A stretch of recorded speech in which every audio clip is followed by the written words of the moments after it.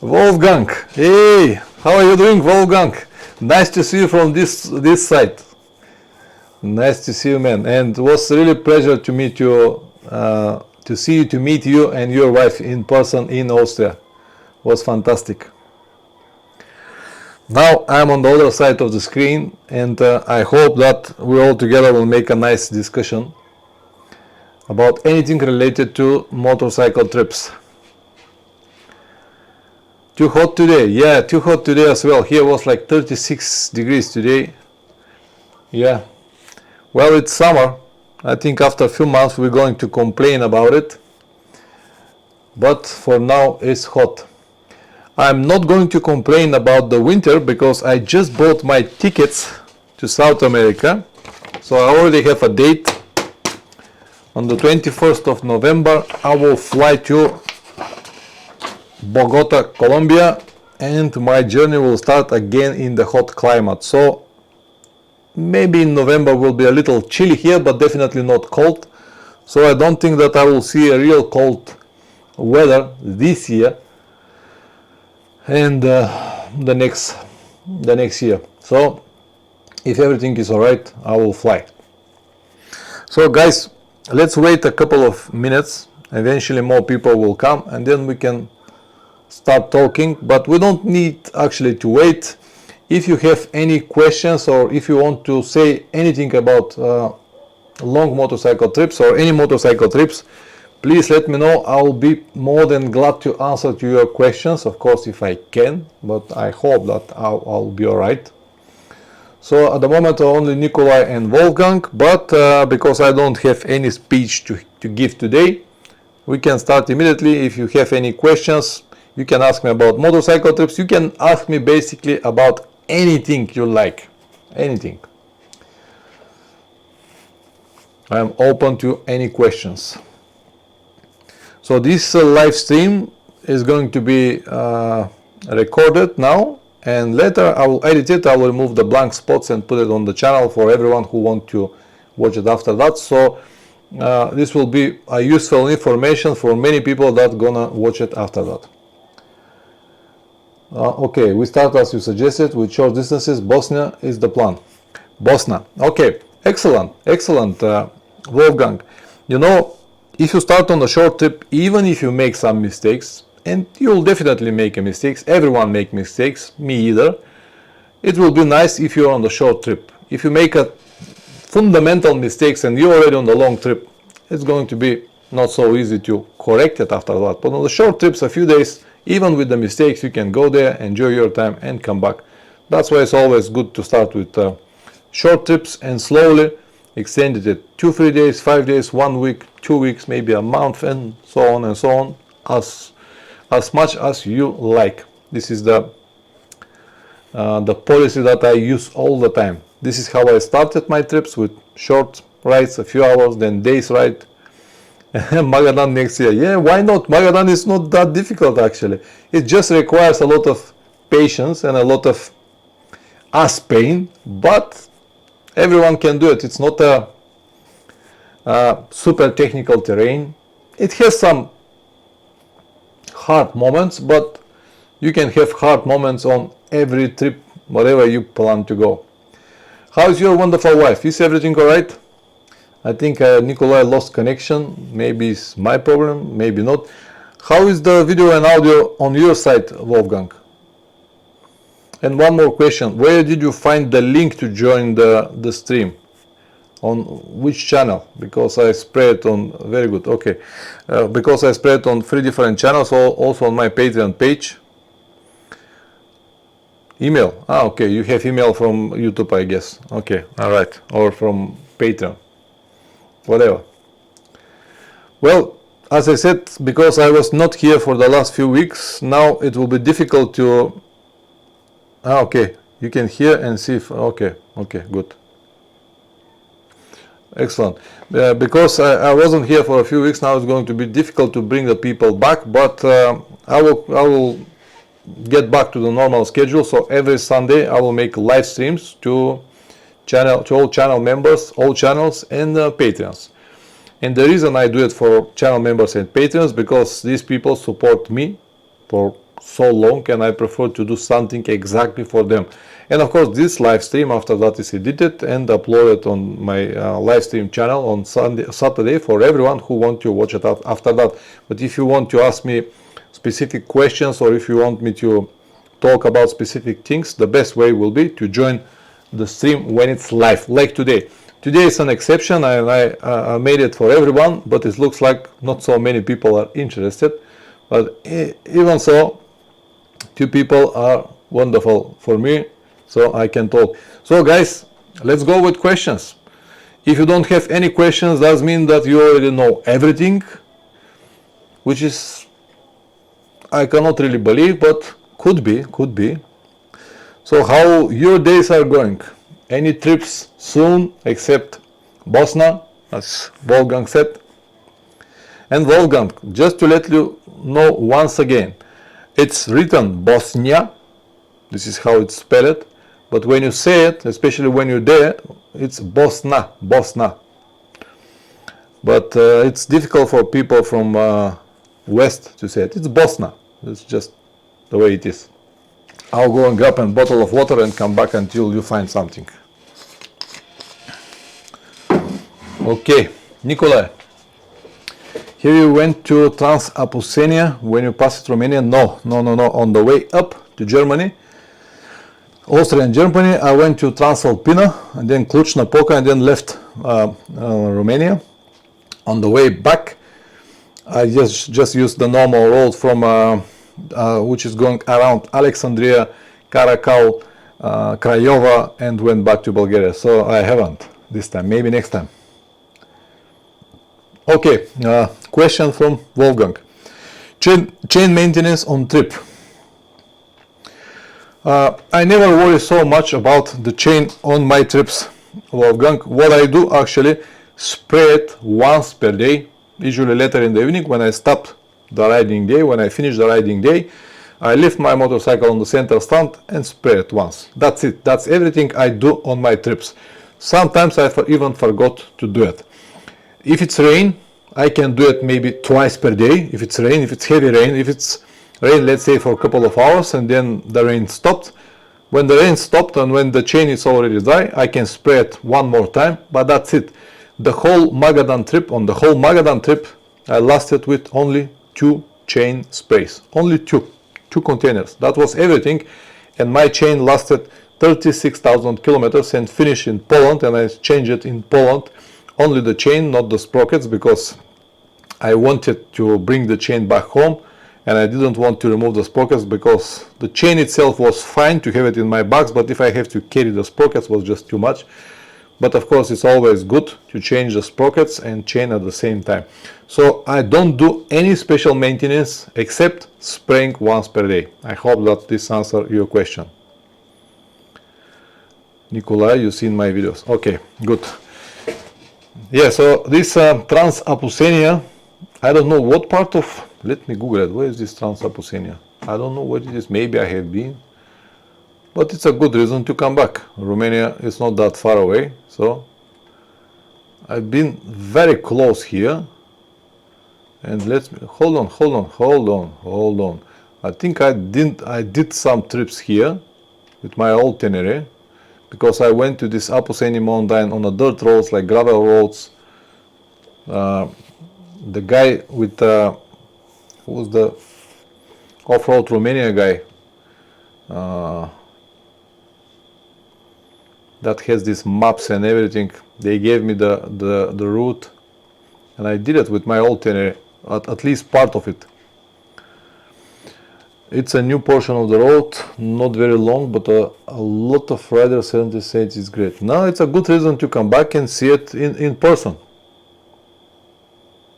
Okay, wonderful. So Romania, it's just like one day ride from me, and it's good option. I hope that more and more people will go to enjoy it. But it surprised me every time when I'm there. Even now when I went with these electric motorcycles around Romania, there were some sections in the Apuseni mountain, in the middle of nowhere, small villages, like couple of houses with perfect brand new asphalt roads. We don't have this in Bulgaria, unfortunately. Here our government is too greedy. They just steal too much money and nothing for us left. But it is what it is. We cannot change the situation. We can just accept it and look forward. Another one person came. Who are you? Please introduce yourself here in the chat. If you have any questions, go ahead. Now is the moment. I am here for you guys to answer your questions. Or if you want to share something with others, please do it so. Bulgaria is very fine, I think. Thank you. I ordered a book for learning Cyrillic letters. Oh, yeah. It will be a difficult job, Wolfgang, but as I told you, if you are very patient, no more than 25 years, and the results will come. Well, you can come to Bulgaria even without knowing any language, because if you come to Bulgaria, you will come to my place. I will show you where you need to go, and I will give you the basics that you need to know, and you'll be all right. But yeah, Cyrillic alphabet is something really interesting. Whatever you have time. 2025 is perfect.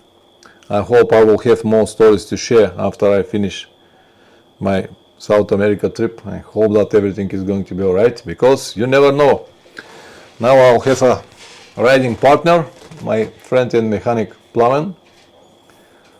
He's also very excited to go. We spoke today about it. The trip to South America is going to last about 3 months, more or less. I don't know yet, whatever it takes, but it will be around 28,000 kilometers. So I guess that 3 months will be alright. It comes something like around 300 kilometers per day, which is manageable. So we'll see, but more or less 3 months. What else would you recommend in Bulgaria that are close to Romania for a 1 or 2 day trips? Well, Nicola, unfortunately, 28,000, yeah, something like that. Yes, Nicola, unfortunately, close to Romania, there are not so interesting roads. If you want to see a nice, beautiful roads around Bulgaria, you have to come at least to the middle of the country, or the best to go to the south part of the country where is Rhodope mountain. So around Romania, around Dunau, there are not so interesting roads, nothing really to see. Even the coast road that is come from Mangalia south to Turkey, it's nice to see it once in a while, but it's not something spectacular, especially if you've seen Romanian mountains and passes. The coast road will be nothing more than just a simple coast road. That's it, not so interesting. So if you really want to see a nice passes and high mountains and beautiful views, you really need to go to the middle of the country, even more south, the border with Greece and Turkey. Over there, everything is mountains and it's beautiful. Seen that by car, yes. Yeah, so this is the situation. Very close to Romania, nothing really to see. It's all not really flat, it's flat. It's Dobruja. These are the fields where they grow this wheat. Yes, Wolfgang, 28,000 kilometers, but my last trip to Magadan was 39,000 kilometers, and for 3 months I've done 39,000 kilometers, which is mean like 500 kilometers per day, 400 and something per day. That's why I believe now this 28,000 for 3 months will be absolutely manageable, like 300 kilometers per day. It will be alright. You are familiar with Makaza area. Okay, Makaza is on the way to Greece, but in this area, if you travel, this is the most beautiful part of Bulgaria, where you will enjoy every single day. Beautiful views, fantastic people, great food, and you will really enjoy it. You won't want to go back home. So it's a nice place. Incredible. I'm sure it will be. But it's manageable for everyone, Wolfgang. If I am able to do it, an unknown person from Bulgaria, for you will be way more easier. What tires are you planning to use for trip to South America? Well, in Germany I met the German guy who will give me the motorcycle, Thomas, also his friend and mechanic who is from Colombia, Cesar. And we talk about the tires, and the best option for us will be to have a local tires. So he said that Pirelli STR tires are accessible in Colombia, for example, because they are made in Brazil. So probably this will be our choice, Pirelli STR, if they have our sizes, because the motorcycles that we're gonna ride will be 21 by 17. So if they have the size, because I'm not sure that Pirelli STR tires have 17, but if they have it, they will stay on our motorcycles. If not, anything or any like dual sport tire, 50-50 or 40-60 or 70-30 is not going to be what we need, but any 50-50 tires, dual sport tire in, let's say, average quality will be alright. This is the plan for now. I'm gonna have this Honda XRE, which is like European CRF, but it's basically the same motorcycle. It looks very similar like Honda CRF 300, but the engine is air-cooled, and the shape is a little bit different, but the size is about the same, something like 24-25 horsepower motorcycle. And we plan to buy exactly the same motorcycle for my friend Plamen, so we're gonna have one set of spare parts and everything will be about the same. Will be easy for us to ride with. Petrol often is bad quality, 85, 95, at least 91. This is not a problem. These motorcycles does not require special petrol.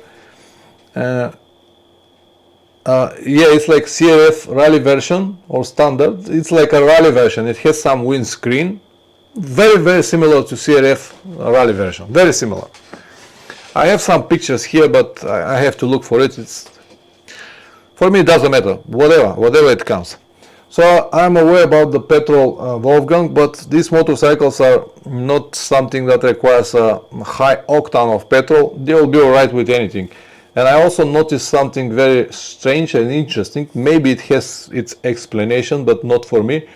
When I was in Russia, when I went to deep Siberia, the petrol that I was able to find was only 92. But with 92 octanes, the motorcycle was working so well and it was using less petrol. I don't know what is the real explanation behind it. Probably it has, but the motorcycle uses less petrol and it was working very well. And I discussed this with a few more guys that I met there, and they said exactly the same. Yeah, it's used less and the motorcycle works way better. So maybe the final power that it produces is not gonna be the same, but because I was not riding fast and I just noticed that it works very well and uses less petrol. So 85, we'll see.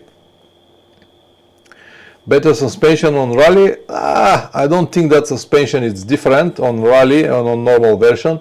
It is not really good suspension, especially for someone with my weight and size, but I will deal with whatever I have, so I cannot complain. Whatever it is, I'm gonna ride it. If it's a soft suspension, it will be soft suspension. That's it. Maintenance, book it in advance or going by yourself, all changes also. We're gonna do everything in advance, whatever is possible to do in advance, of course, because the guy who gonna organize the motorcycles, this guy Caesar, he has a motorcycle garage, so he's going to provide us with the garage, and we're gonna do the maintenance by ourselves, everything before the trip. And of course during the trip we're gonna change the oil regularly, because these are small motorcycles. I don't think that more than 5,000-6,000 kilometers with this engine is good, so we have to change it many times on the road by ourselves. We're not gonna look for any garages, because I brought with me my own garage, my own mechanic, it will be even more easier for us. So we plan to do a lot of maintenance on the road as well. I really hope that we'll be able to find a motorcycle like mine, or not like mine, like Thomas' motorcycle, the one that I'm gonna ride, in good condition, and we're gonna have enough time to prepare it before we go, but I'm sure we're gonna do it because I'm a lucky man. Okay, maintenance. Okay, are you bringing your own saddlebag? Yes, I will bring my saddlebag and my tank bag, my own. And my friend Plamen will do exactly the same. He will bring exactly the same saddlebag as mine, so we can use it on any motorcycle. Doesn't matter big or small, we can use it on any motorcycle. It requires only 4 straps, 2 on the top and 2 on the bottom, and we are fine. And we're not gonna have much luggage. I don't think that we're gonna carry more than 10 kilograms in total luggage, because we're not gonna have any tents. There will be only like a set of clothes when we don't walk around. Tubes, front and rear, 2 sets. Maybe we're gonna take even, okay, we can carry, because we have space, 2 tubes per everyone of us, some spare parts and some tools, so we're not gonna have much luggage. We don't have much luggage to carry. I'll have some cables and chargers and my cameras, but that's everything. No more than 10 kilograms per person. We prefer to be as light as possible and enjoy our time and days. Clothes are fine, 3 t-shirts, and I'm perfectly fine. Yeah, Wolfgang, I did not forget that I plan to make this month a vaccine for yellow fever, or this is what many people suggested. Yellow fever, I think, was the name. This will be the only vaccine that we're gonna make it from here. Of course, we're gonna have our medical kits and first aid kits and everything, and maybe we're gonna buy some local repellents and maybe local pills, everything what works there. Thanks to the friends that we've got there, we're gonna find out exactly what. But this is the situation. I'm not gonna make any more vaccines, just one for yellow fever. That's it. I hope that this will help us to go through whole South America without any problems. But it is always possible something to happen. How about your fuel range? CRF have small tanks, planning to carry fuel tank, canister and bladers. I don't know how big is the tank even on this Honda, but I guess will be like something like maybe 12 or 15 liters. And these motorcycles are very economical. They use like 3.5 liters per 100 kilometers. So I guess now, but I'm sure that I'm very close to it, that with every petrol tank we will be able to make like 300 kilometers with one tank. And 300 kilometers will be more than enough, maybe 90% of the time. And there are some sections that might have more, we might need more petrol, but for that reason we're gonna buy a cheap petrol cans, tied it on the motorcycle somewhere and use it when we need it, when we know that we're gonna need more petrol. But I also learned from many people that have been there that you can find petrol almost everywhere. In every house, every car, everyone will sell you petrol.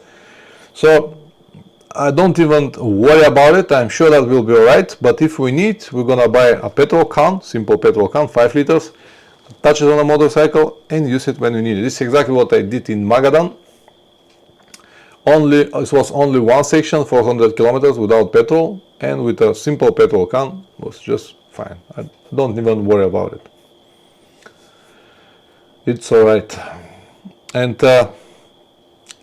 90% of the time, maybe not 90, maybe 85% of the time it will be a civilization with nice asphalt roads and many things to see and many petrol stations and places to eat and have hotels. Yeah, there will be some maybe tricky routes. I'm still not ready with the routes. I'm still working on the plans. This week I'll go to Burgas to meet Dima. Dima went to South America a few years ago, and he will give me some routes as well and some contacts over there. So I'm still working on my maps, and I don't have any clear idea where exactly I will go. But as I said, I never worry about the petrol. I don't think that it will be a problem. Even if it is a problem, you can solve it very easy with one petrol can. That's it. I hope that we'll be able to have some jungle in Brazil, but I don't think that we will plan 300 or 500 kilometers in the jungle without any petrol. So this is not a really possible in my mind, because jungle is not what people think. It's something completely impossible to go with motorcycle, but I hope that we'll be able to see enough, let's say, rainforest or part of the jungle, or to have connections here and there. But with petrol for 300 kilometers and possible petrol can, we should be alright.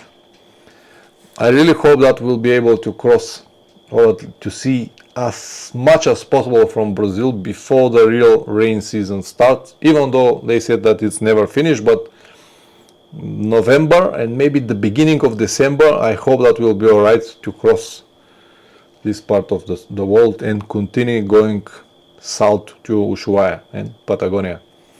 So some people said, what you gonna do in Brazil? Better is to go to Patagonia and see Ushuaia. Well, guys, these things, they are on the list. They are there. They are planned in 100%, but I also want to see Brazil. Yeah, it's extremely cool. Tell me about it. What about food? Just curious about the local food. Maybe you can cover it on your video footage. I will try to film. I noticed that many people are very, very interested in what we eat. So I will try to film as much as possible this time. Usually I always film something when I think it's interesting. But now because we're two, there will be even more footage. So I will try to cover every food that we eat, every place that we sleep. Yes, as usual, I'll try to cover everything from a documental point of view. So my videos, as you know, guys, they are not something like a super adventure film to watch, but I always try to keep them as close to the reality, like 99% real. And I just want to have this information or this footage that eventually someone will watch and say, oh man, I wanted to know what is on this road, and now I knew it. Or I wanted to know how much cost this hotel or this food or this petrol. Now everything is clear. That's why I never worried about scenic views or drones or something. Like, I don't make a scenic movie. I just make like a documental movie. This is my idea of the trips. Because if I want to make everything so nice, perfect angle, perfect light, perfect drone footage and perfect all of this will ruin my trip. I'm happy to film it, but the way it does not make me a problem to travel, if you understand what I mean. European food is common, but South America will be interesting to see what you can get. Yeah, it will be interesting for me what I can have to test, so I'm open to anything. I don't have any restriction with my food. I'm very, very strict with what I eat when I'm at home, but when I travel, I'm open to try everything. So it is also very interesting to me. And my friend Plamen is exactly like me. He eats everything. We're like pigs, basically. We eat everything. We're also open to try some local alcohol as well, small quantities, just to try it here and there. And I already have many invitations from many people, especially from Brazil. The biggest or the largest amount of people that are waiting for me is in Brazil. And I look forward to meet all of these people, to try their food, to talk with them, to maybe to have some drinks together. This is the most interesting part of any trip for me, to meeting people, and I really look forward to it. Not only in Brazil, everywhere, in Argentina, in Peru, Chile, Venezuela, Colombia, many nice people.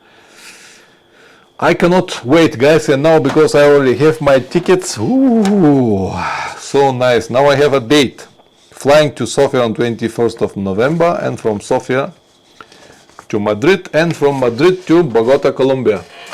I even need to change my passport because it will expire next year in February, so I have to change it before I got that. That's why I have it here to remind me about it every single day. Food and drinks are part of the local culture. Absolutely agree, and they need to be tested. Definitely. You're gonna cross Bolivia. Thanks in advance for impression of your local impression, Pachamama, and so. Yeah, I plan to cross Bolivia on the way back to Colombia, and I honestly look forward to see all of these countries. My favorite, of course, is Brazil, because there is no information about Brazil, and because everyone telling me that in Brazil there is nothing to see, it is dangerous, you shouldn't go there, you'll be disappointed. And that's why I really look forward Brazil, to go there and to prove everyone wrong. I also look forward to see Venezuela, the same story. I know that they have some problems at the moment, but I hope that until I get there, they'll be alright. If they are not, of course, I can always go around. Best of luck on your trip. Will be an interesting one to watch. Well, it will be very interesting for me to do it. As I said, I hope that it will be alright, and I'll be able to make to have all of this footage and bring it back home and edit it, because many people cannot understand. It's easy when you make plans. Easy. Absolutely. I agree with you, Wolfgang. So it is very easy when you make plans. Now I make plans, okay, I will make these videos, but until I make these videos, there are so many days and riding hours and footage to capture and to preserve it, and all of this footage needs to come here in this room, and this is not so easy to do. It is easy to think about it, easy to plan everything, but every minute that you watched in my videos, I already film it on the spot, and then I protect this SD card for thousands of kilometers, never lose it, never forget it, to bring it back here. The most happy moment for me is when I am back home here, open this small like a wallet that I have full with SD cards, and try to download the footage on my computer. And I just hope that, oh please don't corrupt this card, so I hope that all the footage will be there, and once I have it in the computer, all is like let's say 100 gigabytes of different small clips, and then on the computer I immediately make another one backup folder just to protect it, and then I can say, no, half of the mission is completed, now I have to edit it. And after all of this is done, I can start edit it, and this is like a long process, as you know. Nikolai, how is your family coping without you being away for winter holidays? Well, they'll be alright. I spent many years abroad, here and there. I missed it here for many Christmas, so they'll be alright. My kids will come here. They'll spend the night, the holidays here with my wife. So all of this will be alright. So it's not a big deal. We're not 20 years old or 75 years old, so we can live without each other for a couple of months. But then the whole year, like this year, 2024, I am here the whole year. I will miss from November until February, but I was here the whole year, every day, for every holiday, for everything that I have to be. It will be the same next year, so it's like a fair exchange. So I don't think that anyone got more time with the family. If you work, for example, from 9 to 5 every day, you're missing your family 8 hours per day. But I'm here every day, so it's not that bad. They'll be alright. And there will be many more Christmas and holidays, so it's not that bad. And because I was born in the communistic days, Christmas is never became something really special to me. For me, it's always more interesting New Year, when you wait the last moment, you count the time, like boom, it's New Year, and fireworks and stuff like that. I enjoy this moment. But Christmas is what it is, family dinner. We have family dinner every night, so it's nothing that I enjoy so badly. Yeah, I'm sure you want Wolfgang, but actually you can do it.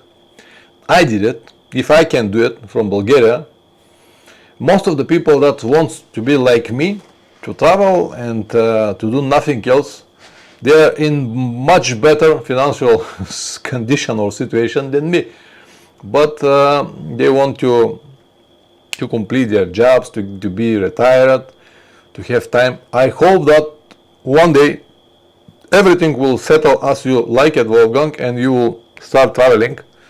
You'll be still in good health to allow you to travel and enjoy your time. Yeah. But actually it's not that difficult. It's not that difficult.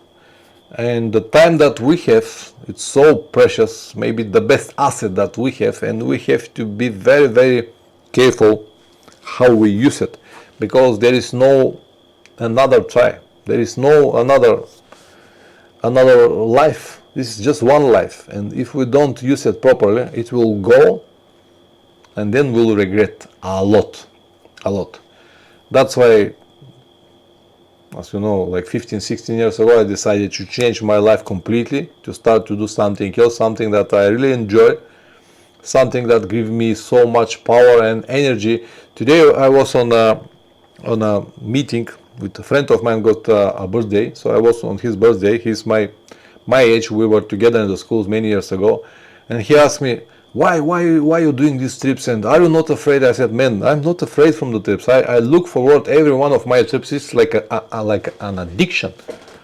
it's so nice. You're seeing so many people, and every day you're working fast on pedals. It's like 1 month trip is like a 1 or 2, 3 years life. You see so many things. You cannot compare it even with a normal life.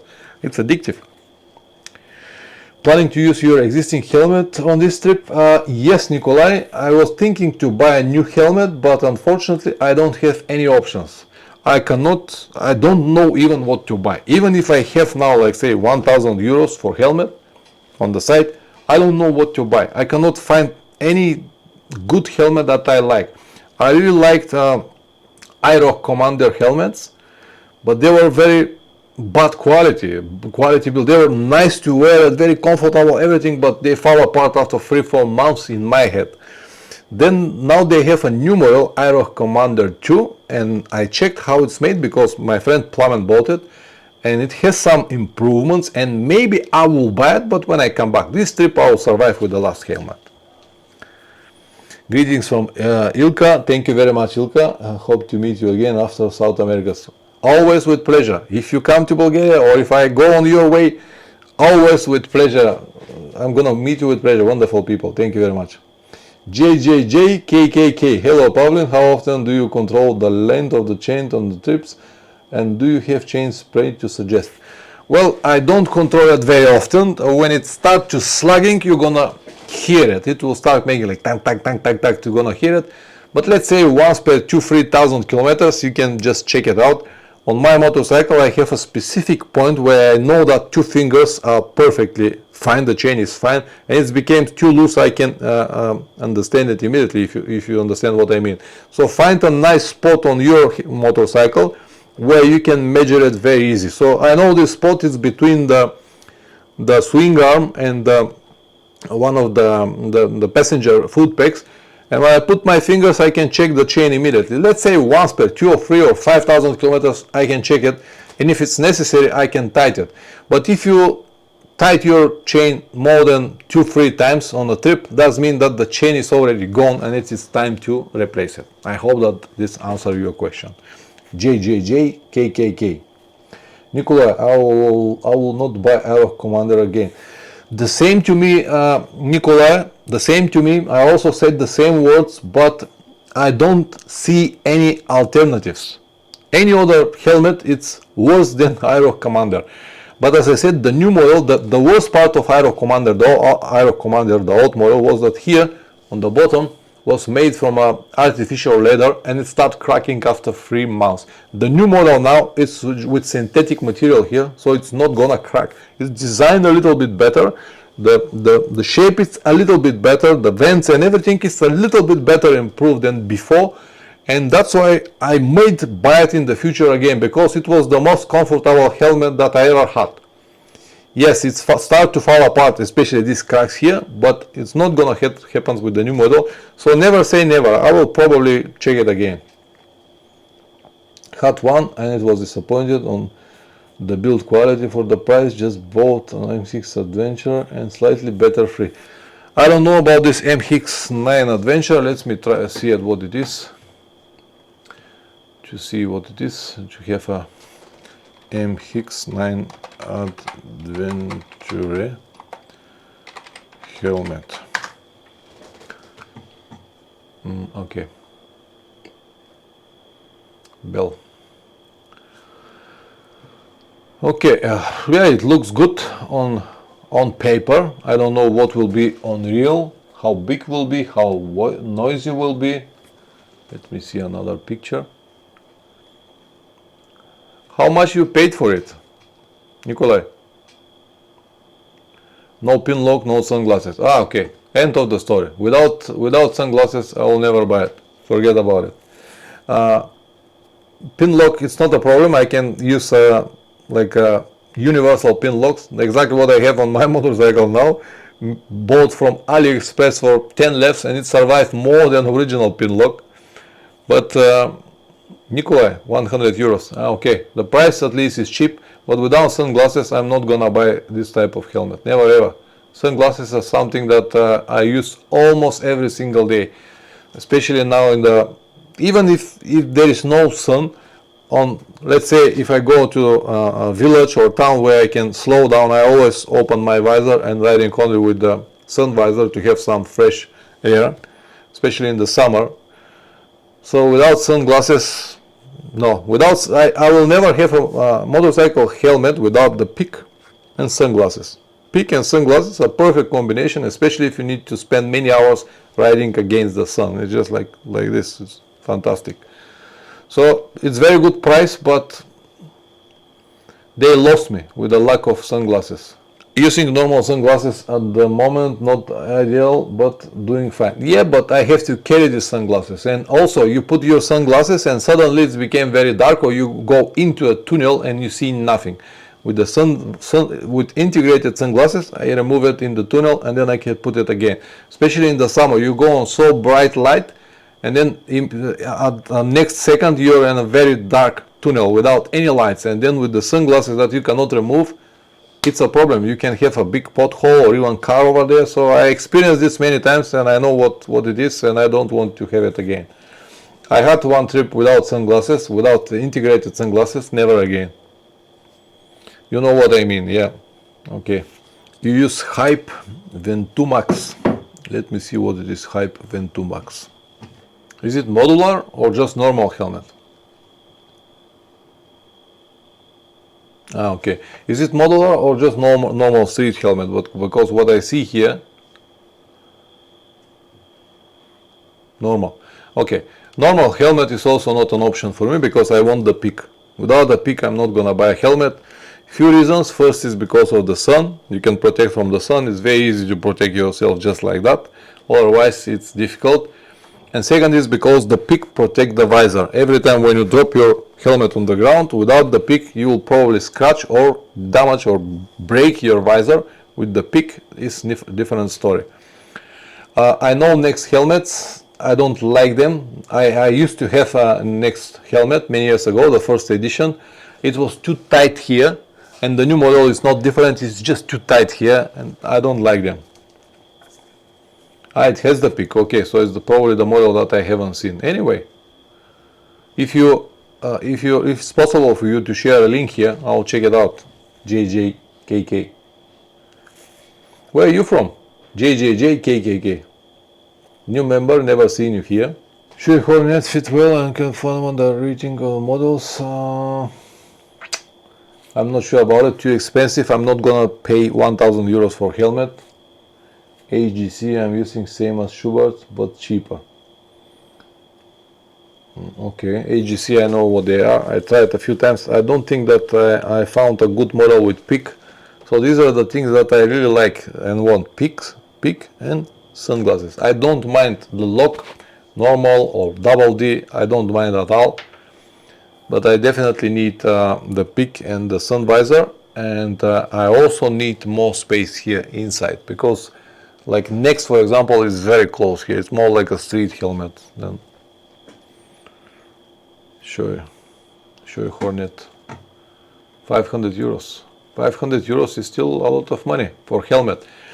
Maybe they worth it, but not really for me, because usually my helmets last like 1 year. After 1 year, they're crap.